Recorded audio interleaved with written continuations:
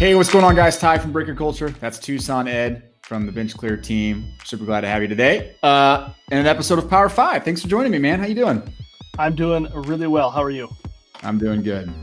Well, both of us, we talked about having some backgrounds from favorite sports movie scenes. I think you went with Sandlot. I obviously went with Remember the Titans, one of my favorite scenes.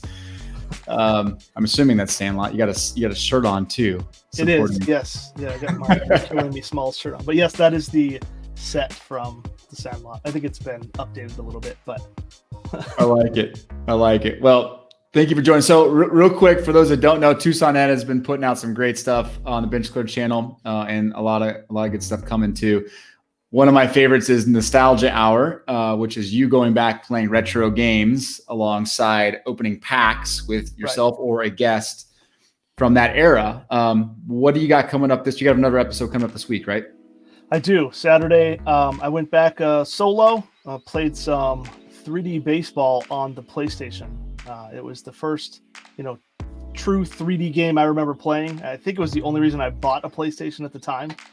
Was because I saw this game and I was like, well, and it was like my second year of college, maybe third year of college. Anyways, it was sometime in college, and I think I had just gotten a credit card. So I was like, woo! Oh, yeah. Let's go. Now so people don't buy games. They go and buy hobby wax. They buy sets. Right. I mean, come on. Yeah, I didn't do that. I bought this, but it should be a good one. It's not a game a whole lot of people know, I think, but it was a good game and got me through college. Looking forward to it. Saturday morning, right? Pop it on the channel. Good stuff, man. All right, so Power 5 today. We're gonna bust through 5 topics that are quasi sports, hobby related, and the objective here is to move fairly quickly because people like quick little nuggets. So we'll do that. Do it.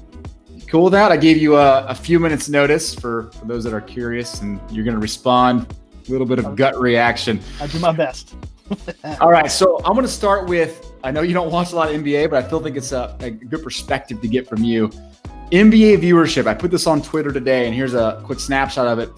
Lakers Heat Game 1 attracts lowest NBA finalship viewership since 94. 26 years. When you see that and you think of the effect of the hobby or within the hobby, what do you think of? Anything come to mind? Does that concern you? I don't think so. I mean, I think of basketball more from an investor side than a fan-driven side. I don't know why I think that way, but I do. So I don't know if people not watching will affect the card market as much. Interesting. Okay. I don't disagree with you there. And in fact, to take that a step further, I think the people that maybe stopped watching aren't the people that are in the hobby. You're probably losing the audience that was not buying up sports cards. But when I read that, I thought, okay, you got LeBron James in there. You got Anthony Davis. You got the Heat, who nobody really knows about. There's no real mega star there. But I think people are they're maybe moving on from LeBron. Maybe they're ready for someone else to step up and say, we need a new guy to root for. Yeah. I don't know. Agree? Disagree? I don't agree. Care. You're supposed to disagree with me, man. Well, maybe not. Maybe later. All right, cool. Deal. Next topic, bat flips. I know this is something near and dear to your heart. Let's go. Let me just show you this from last night, and you tell me what you think. You see that. Is that good for the hobby and for the sport? I think it is, but I'm going to say this. Pitchers have to have the ability to do the same thing. So when Trevor Bauer was on the mound the other day screaming at the hitters, I was cheering, going, yes. If they're going to bat flip and do their thing, then pitchers have all the right in the world to do their thing as well. So what does that mean? Do their thing. You think they should be able to bean guys? No. I mean, showing emotion after strikeouts, pumping fists, just showing the same type of emotion when they get out of a big moment is when a hitter, hits a home run at a big moment like that. Yep. Okay. So you can't take offense on either side. Yeah, I agree with that. And I think that type of stuff, and I'll show it again while I'm talking, that type of stuff is great for the hobby. I don't necessarily think kids watching that should see Tatis walking down the first base line. Like, at least move. Right. You know, you can run. Yeah. But I think that's a missing component in baseball. Yeah. And you want to get some little urgency and excitement behind baseball card collecting. Let these guys have a little swagger. Let them show some emotion. And I gotta say, I've never in my life hit a baseball and was able to do that. I think any home run I ever hit, I was already rounding second base when I see the umpire go. Because I'm just running. Okay. So the just the ability to hit a ball and be like, oh yeah, that's got it. Right. In other words, you haven't hit a no doubter. Never, no. Okay. All right. Fair enough. Not in my mind, anyways. You also didn't have a baseball card to worry about its effect in the hobby. True. That's very true. All right. Good perspective. End of relics. So here's an interesting one. You're starting to see some players privatize their memorabilia. You saw that with Delvin Cook. You saw it with J.K. Dobbins. You're going to see it with more players. You're already hearing rumors of players taking their jerseys, either not selling them or selling them through private auctions and making them harder to get. Do you think this either is the end of relics as we know it, or do you think it makes relics somehow, some way more valuable again? I don't know. I don't think there's ever going to be a whole lot of value in like the, piece of white pants relic. The cool looking ones that you could see like a letter or a number or something. Yeah. I think there'll always be something special there.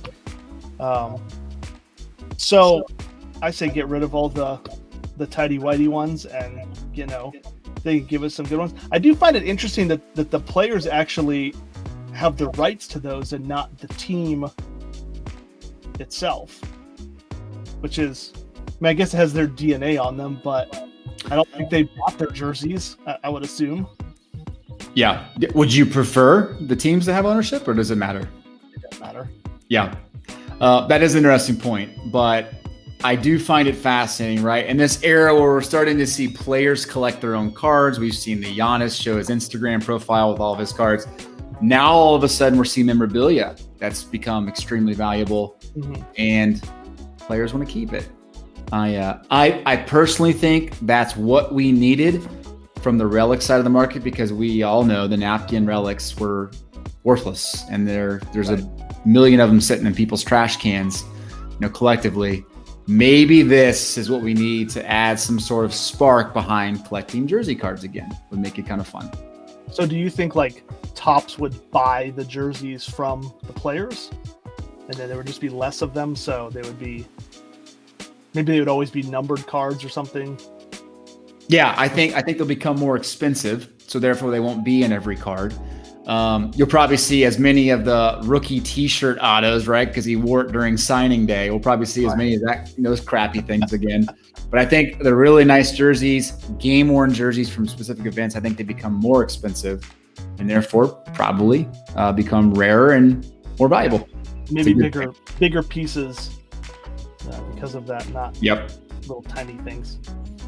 All right. Well, we will be checking back on the end of relics as we know it.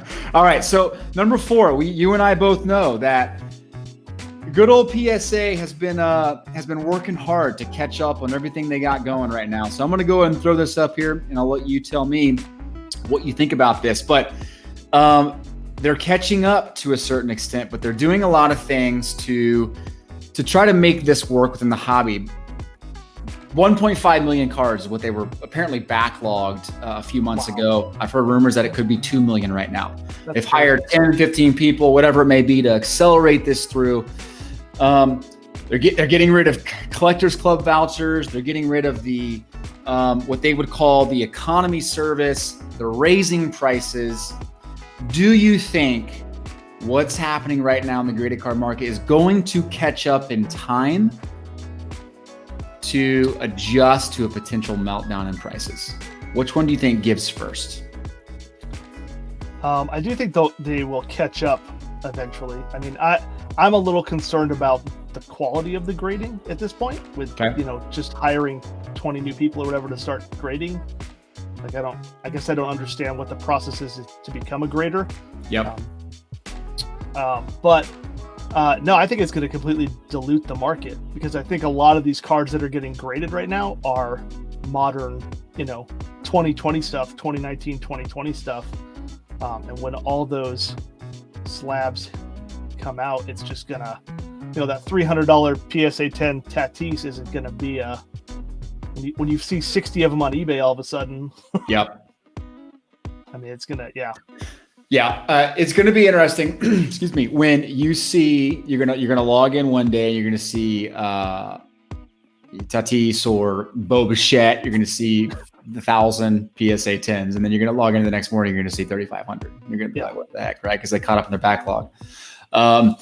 I don't think they will catch up in time. I think you're going to reach a point where there's going to be so many cards in backlog, and a lot of these people that got ahead of themselves and paid for thousands of dollars of graded cards are going to think, oh shoot, I got ahead of myself, man. I got all these cards sitting there. The values have already dropped. I don't want these. That's why you pay up front. PSA, they're like, pay us first. Yeah, for sure. Yeah, BGS does not charge you up front. I think they're getting to that point. But just 2 points on this real quick. Predictable turnarounds, most important. Submit at the regular service level. Don't submit at the value service. If you want actual guaranteed times, you got to pay up. Pay up. But if cost is most important, submit using value service. And they have lowered the minimum quantity required. Which is taking how long right now? A long time. A long time. Months we don't and know. Months and months. Yeah. What's that? We don't know. We don't know. No one knows. I do want to make sure I mention this. They are going to be they're going to be putting out complete through dates on their site. And they say later this quarter. So this quarter could be by the end of the year. So it should show you exact times when you submit, when you should expect them. So maybe that could be a positive addition. But 2 million cards in backlog.